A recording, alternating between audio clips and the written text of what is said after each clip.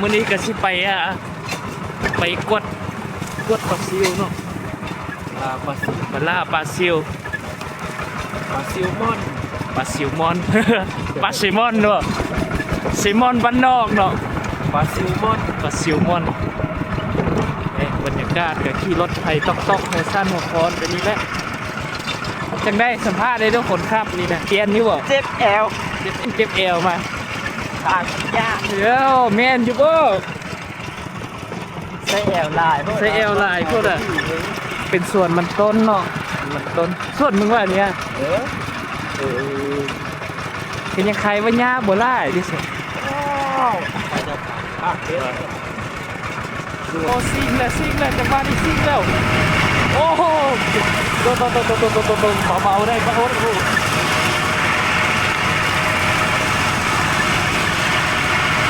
ไปเล็กสองซิงจังหวะนี้โอ้โหแท้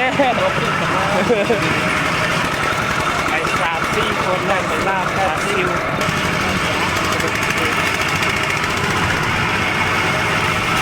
โอ้โ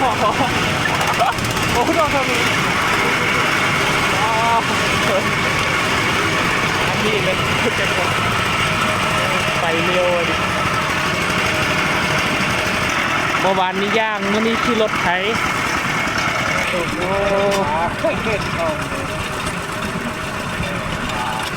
โอ้ได้ลายเนาะปลาคนงานก็ยิ้มนะแม่เห็นหน้าบูดอยู่เดี๋ยวตายเลยยิงกันยิงเลยแฟนแต่เดี๋ยวเขาเจอเงินวันลุยฮอดแล้วจุ๊ย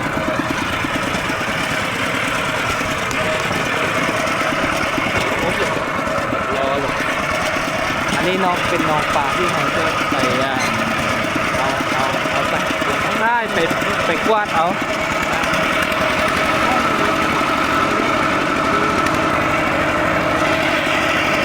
เป็นวิวธรรมชาติบ้านเราเลย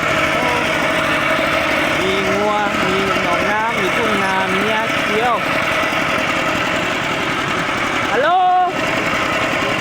นกโอ้อันนี้กับทีมมาฮอนมาจอดมาถึงแล้วนี่ทีมงานเขาก็สัมภาษณ์ในดูลาปลาซิวเด้อสัมภาษณ์ในดูอาวุธเอามานี่มียังเด่นมีทำบีงเนาะอันนี้ก็เป็นบีงเนาะบีงซ้อนกระตีบนะได้เต็มกระตีบนี่โอ้ยฉันจะกินแล้วโอ้แล้วรู้สึกว่าหิวข้าวแล้วได้มาเห็นที่ได้ปลาอันนี้ก็เป็นตะไคร่เนาะภาษาไทยก็เอิ้นตะไคร่บ้านเขาเอิ้นเงี้ยงเอาไปโซกเอาเนาะโซ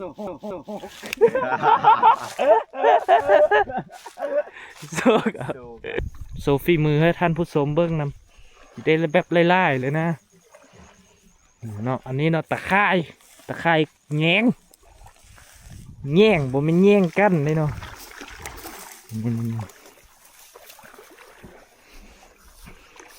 นี่เนาะวิถี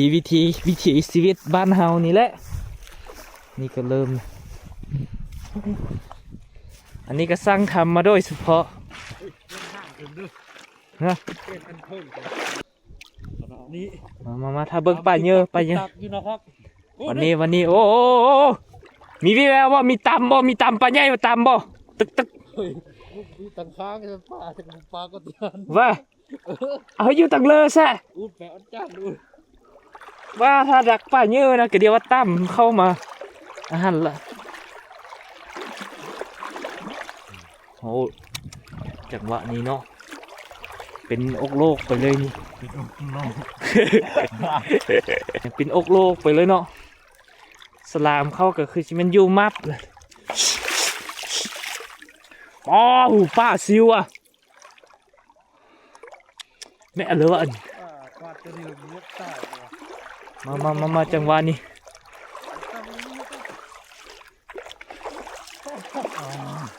พูดเนาะ ดึงต้องใส่แห้งครับผมดึงซอยครับผม ผมคิดว่า โค้งอาเจหันมาแม่โค้งสปอนไลท์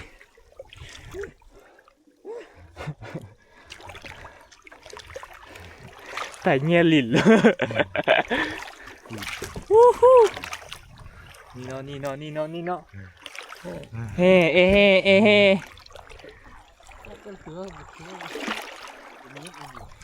อ๋อเงียบเลยเห็นป่าดีดกแดกอยู่ดิ กวาดตักน้ำนี่เนาะชาติ มาจังหวะนี้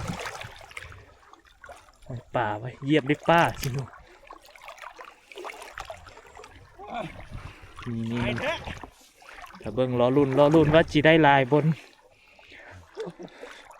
มองเขาก็น่าจะติดแล้วบ่ป่าโกรธมากโอ้โอ้โอ้โอ้โอ้โอ้โอ้โอ้ปลาปลาข้อว่ะปลาโดดเลยเมื่อกี้นี่น่าจะต่ำมองเนาะมันแบบมองน้อยโคตรมันเลยพอเชื่อมองเงี้ยกว่านี้คือ ขึ้นมานั่งอยู่นี่ปลาลักขึ้นมา ปลาเงี้ยบ่ขึ้นว่ะบ่ได้ว่ะต่อรุ่นว่าจีได้หลายหรือว่าน้อยโอ้ ไล่ข้าเต็ม โอ้ข่าวอองต้องเนาะโอ้ยดึงบ่ขึ้นนำขี้ไข่ลาย ดึกเข็นบุกขึ้นน้ำหยาบเนื้อนี่ หยับเนื้อเดี๋ยวผมคึกปลาเนื้อมีอยู่ได้เสย สมาเม็ดนะแน่นะกุ้งหิวน้ำแน่จริงกระทุ่งหันมาก็ ว่า เข็นบุไปน้ำหยาบเนื้อนี่เนาะพี่น้อง อ๋อ เนาะ พี่น้องเอ้ยมึงดู เจ้ามากวนเนาะเจ้ามึงกูมันจะมีหยับเนื้อสิคักก็หน่อยเข็นขึ้นสบาย พอไหม ถ้าจะลงไปอยู่ตีเดียวกันนะโอ้ โอ้มีฮอตแมงเนียงเนาะ ขึ้นมาแล้วโอ้โหแป้งปลาหน้าที่เขาวางตะไคร่กวาดไปนี่ได้แต่อันนี้ปลาก็ได้นี่ปลาสิวน้อย ไปเตออุ่นสาลาย สไลด์ลาวอ่ะนี่ปลาโอ้ดิ กุ้งเยอะนะก้อยสั่นนะมันมีกุ้งนะนุ่มโขงแห้งเพราะอันเอ็นกุ้ง ลายซ้ำสิกินเลยพอดียันกับแก้ว พอดีมันแตงเจลมันนะ บริแอบผักหอมผักอะไรมันมียุกเกลือเป็นนัวสิแต่ผักหอมไม่เอาบริแอบมาปิงผมมีบ่นั่นดำกดขึ้นตัวนี้ เบิ่งสดๆเลยกัดวะเขียวๆพี่น้องเอ้ยเลื่อมสีแซ่บไอ้โอ้ดิมานี่โอ้เบิ่งในว่าบ่เบิ่งบ่เห็นนี่ปลาเคยกินอยู่บ่เจ้ากุ้งดีหวานเจี๊ยบก็คืออยู่แนวนี้ สองสามหอบแล้วประตู ลุยต่อบ่มีย่านปิงบ่มีย่านยังนี่สปักเอะเลยนี่ปิงสบ่ได้อยู่เลิกได้สิอยู่ตื่นได้นอกจันโอ้ย กันห้ำแล้วบ่อยยาเลยใส่มองเป็นที่เฮมห้อยแล้วเนาะก็เราท่าอีกประมาณจัก10 นาทีแล้วจะไปยามไปเบิ้งมันบ่ต้องห่วงเนาะเบิ้งป่าคือจิหลายเลยโดดกุนๆอยู่รอบสองได้ซ้ำรอบหนึ่งรอบสองที่ได้หลายซ้ำได้โอ้ตึบมืนตึบ มีหยาบเยอะ อ๋อหยาบเนื้อภาษาไทยบอกว่าขี้เนื้อได้หนูหยาบเนื้อภาษาลาวกันเลย เด็ดหัวซะเลยกี่ไป mình niêng rồi โอด ột cho khó khua nè โตนี่จะกระเจ็บจีกุ้งหน่อยลายอยู่ประสิทธิ์thì đều cũng là ngập ba anh đi nó bà siêu ประสิวหนวด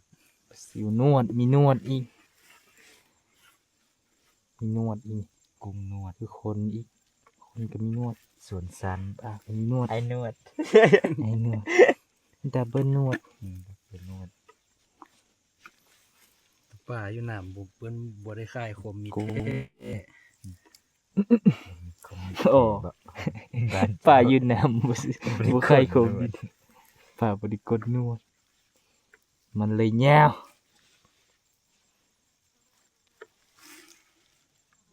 ที่อยู่ป่ายืนนำหันตะท่มนี่หนูอ๋อ ตัวลิงบุมีหานตัดผมผมส่งดี น้ำลายเสือตลอดนี่ ตัวคุ้งแม่ตัวดำๆมันส่งแม็กเด้ เอ อ อกอริลล่าบ่อะไรเมนูดำ เอ๊ะชื่อลำผ้าตัวนี้ ๆแถวเฮาสิบ่มีแล้วบ่ ขาแดงกับทรงแม็กคักคือเลย ลิงขาแดงก้นแดงนึง ขาตัวแดงเด้อ โอ้โห คือกลนุงทรงนี่จริงทรงแม็กเจ๊ จังมีลิงตัวรุ่นหนึงหั่นน่ะอันหน้าสะข้าวอยู่หั่นน่ะลิงอะไรบ่นั่นน่ะคักเด้เอ้าหน้าข้าวอยู่ดิสิข้าวต้นมะเทวอันหน้าซะอื่นละปีอันดำแดงอยู่ หันแล้วพูดจากขาแดง ว่า คักเด้อลิง คักได้เบิ่งคือว่าสมิลายซี่เนาะแม่นเด้อ มาเพียกคัก อ๋อ โอ้แจ๊บกับตัวฟานจี ว่า ตัวเบอร์ใหม่บ่กินเอาอื่นนะเถอะ ตัวนี้นะ ขาแดงนะ ว่าสมโพเปิ้นเอามาอีฮักย่าเนาะเว้ยโดนแมงดาโอ้ บ้านเจ้าเอิ้นแมงหยังเจ้าเอิ้นแมงหยังเนาะอันนี้ หากระเว้าเมื่อกี้ก็มาเลยเนาะตัวหนึงโอ้มีเกล็ดมีอีหยังอีกตัวนี้ก็ของเซฟของเซ จิ๊บ ฟ หายแล้วไม่มี เด็ดกิน คัก งาวสั่น ตัวนี้สตอดบ่อยสิอีนั่นเลย ลองไหมแหละ เยอะเว้ย เป็นจิตนะครับ ฮะ โอ้ออมกลางสักแม่ ว่า เปิดตะกุ่ม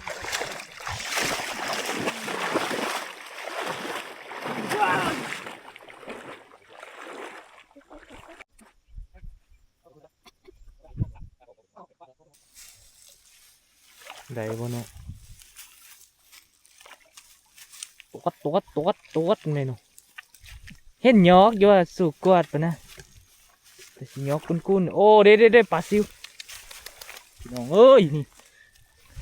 2 โต 3 โตอ๋อได้อยู่ปลาซิวล้อมนี่นี่โอ้ขาวจ้วะฮิโอ้เนาะโอ้ขาวจ้วะกันเดี๋ยวนี้เอง ซ้อมมันที่เรียกซ้อมหมายบ่ ยำเนื้อกับบัวล่ตานีโนย กวาดประบัดนึงเลยสิ มาเห็นกวนไล่หอบสิบางทีสิโอ้แต่สิอยุ่นไม่กระโจงดูบอลบ ดู บ มือสบออก โอ้ค่ะ ซ้อนมั้งดู นี่มันกระโจงนะบอลดวก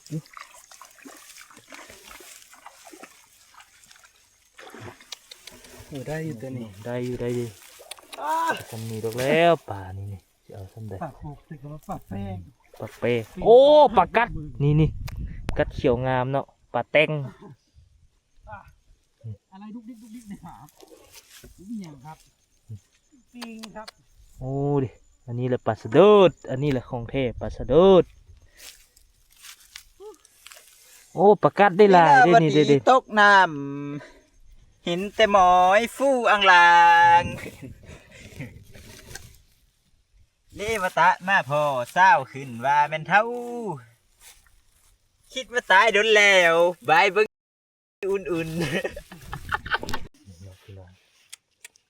ปลาสะโดุดบนพีสะเดิดเด้อส้มคนนี้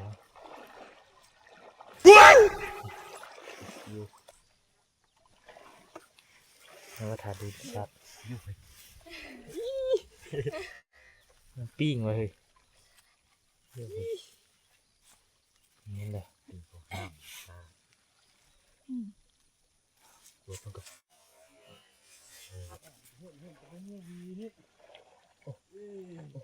ปลอดภัย ยังอยู่ บุเสียบปันไดปลาน้อยนี่แหละเจ็บนะแต่ได้ปลาหน่อยเห็นเจ็บไปตัวอีอันสะบตองอีกขนาบที่อ้าวคมคักต้นแล้วง่ายแล้วส่วนเลยเกี่ยวเลยกับส่วน แล้วส่วนอีกีเจ คือมาโอ้งานว้าได้สันลูกช้างขอให้อะไรนะขอให้ถูกหวยถ้าลูกช้างไม่ถูกอะไรนะลูกช้างอะไรนั่นมันลูกคนโกหกตั้งแต่คำแรกอยู่แล้วเมื่อวันก่อนนะมีอะไรมีคนหนึ่งขอกับ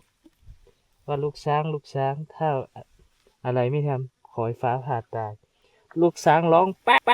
นเป็นอะไรพระอินทร์ดิจัดฟ้าผ่าให้ลูกช้างร้องตายเอาแล้วมันเกี่ยวอะไรกับช้างนั่นไงมันไม่เกี่ยวอะไรกับช้างเลยคนกูอยู่ดีๆฟ้าผ่ากูทำไม โซพลังวะเบ่งพลังโนขึ้นได้ปลาอีหยังไปเบิ้งปลาอีหยัง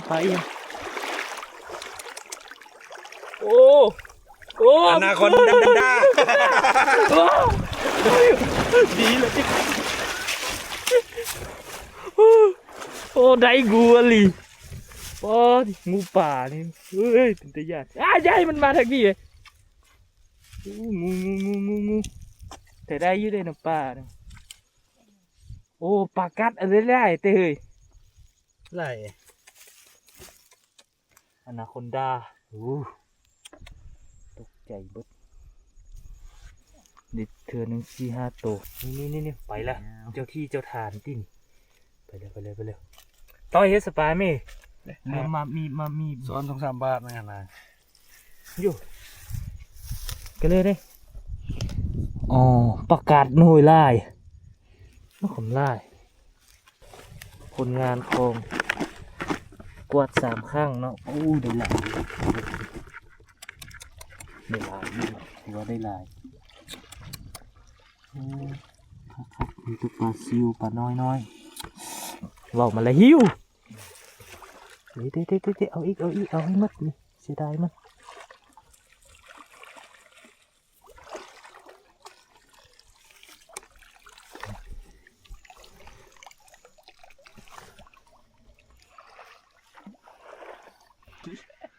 นี่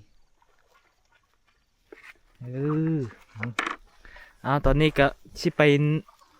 เบิ่งหนองไม้อีกเนาะหนองนี้ถือว่าได้อยู่แต่ก็ยังบ่ได้หลายปันใดอยากได้หลายกว่านี้นะคนเฮาหมดแล้วหนองที่สองได้มันก็ป่าเขาเรียกป่าเนี่ยก็ดีเลยโอ้มีขาปู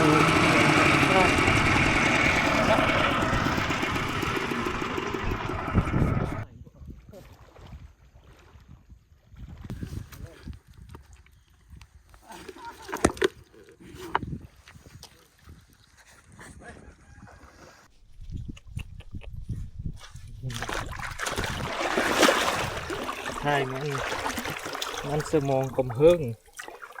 นี่อ๋อนี่ก็บัดเดียวเท่นะมัน ก้อยพี่น้องเอ้ยหิวแล้วปลากูเป็นไหมเดี๋ยวจะ โอ้คักล่ะนี่อยู่นี่เต็มดินเต็มเลยนี่พี่น้องโอ้คักฝีมือแบบนี้แม่กวาดบัดเดียวนึงเนาะอะไร โอ้ซ้ำสิอาป่านี่อ๋อ ร้อยเลย โอ้มีแหงก็ในเชืองดูข้าวองตองดูปลาน้องเอ้ยกันแนวนี้ก็บ่มีหญ้ามียูแล้วเนาะที่สะห้อยก็ได้โอ้เป็นต้นเย็นอันนี้ก็ป่าบัดเดียวนึงได้ซ้ำอันพุ่นแหละกว่าน้องเอ้ยปลาซิวอะโอ้ ปิ้งมา อ๋อก้นสักแข้งไล่อะ ปิ้งมาต้มล่างก็ จัดล้างเนาะมีขี้เหงื่อหลายโพดไปล้างก้อนทุกความปลอดอนามัยคือปลอดอนามัย ปวดบวม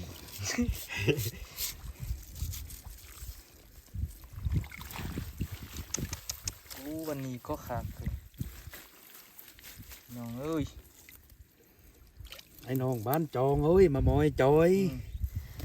ป้าสิวกันเจ้าเอ้ย มันยาออกไปบุกินได้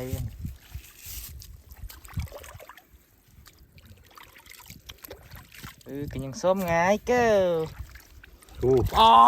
นี่ ปลาเดียวถ่ายหูก่อนวิดีโอ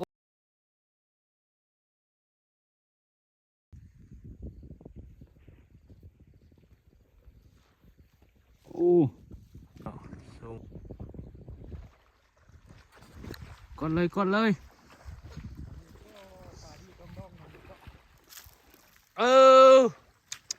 อ๋อคักแท้เธอนี้เนี่ยร้อยเลย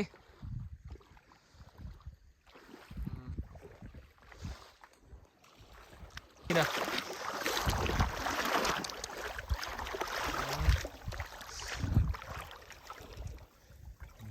เอาลูกก็ไม่ไพ่ออกได้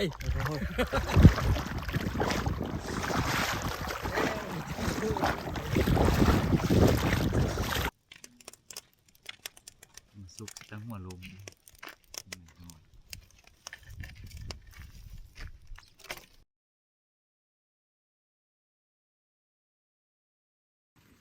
ปิ้งเนาะปิ้งกินตอนนี้หิวข้าวเฮงนี่ได้หลายอยู่เตี้ยนกินหอยว่ะจีหอยนี่ปิ้งปลาปิ้งกินแมวกูมากปิ้งจีนน่ะบนเฮ็ดยำจับใส่อเลอซะเจ้ากีซะหน่อย ปลาดิบ ฮะหอย เงื่อนกลก็โยง ให้อยู่หน้าคือเก่า เดี๋ยวยังแต่ปลาน้อยเนาะสิได้แบบบ่ได้เฮ็ดกินสดๆให้เบิ่งเฮ้ยเนาะแก่มันปีอยู่บ้านก็แก่อยู่เฮือนเนี่ยบ่ปั่นเลยดิแล้วแต่ บุกี้จำเป็น ไม่ป่าอันนี้เนี่ย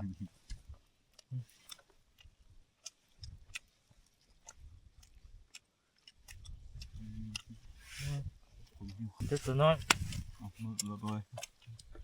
ป่านี่ได้เครื่องขู่เลยสวยมือแรงจวด ก็เดี๋ยวน้ำกี้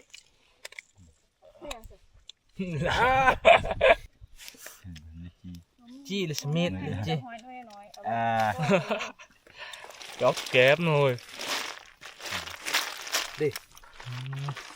กินโซดูโซปลาดิบนี่จักโตในดูผู้ใดกล้ากินเลย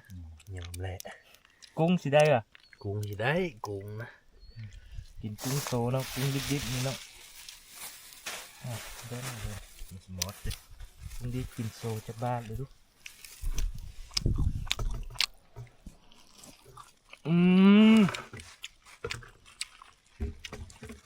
บ้ามันคือนัวเท่ว่ะ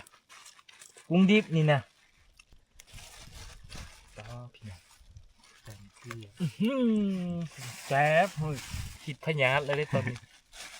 พูดหิวข้าว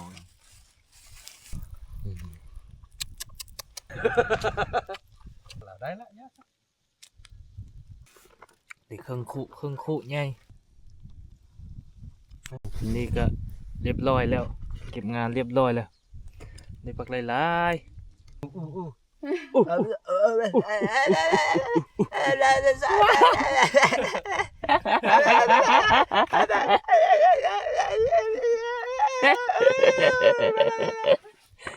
เอาคำละอันนี้สัมภาษณ์เลยว่าเป็นจะไหนมาจะไหน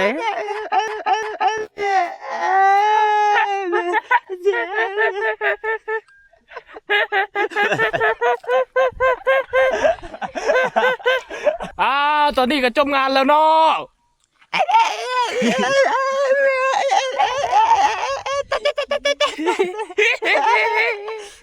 กลับบ้านเลยกูจิว่าเลยมึงว่าจะสิเด้อถามเอาดิเด้อบ่เข้าใจอย่างเงี้ยเก็บวิวเมื่อเด้อเก็บวิวเมื่อตอนตะเพ็นกำลังกินตก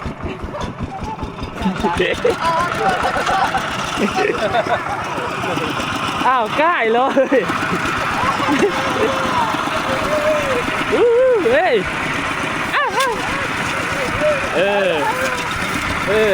เอาคนอัน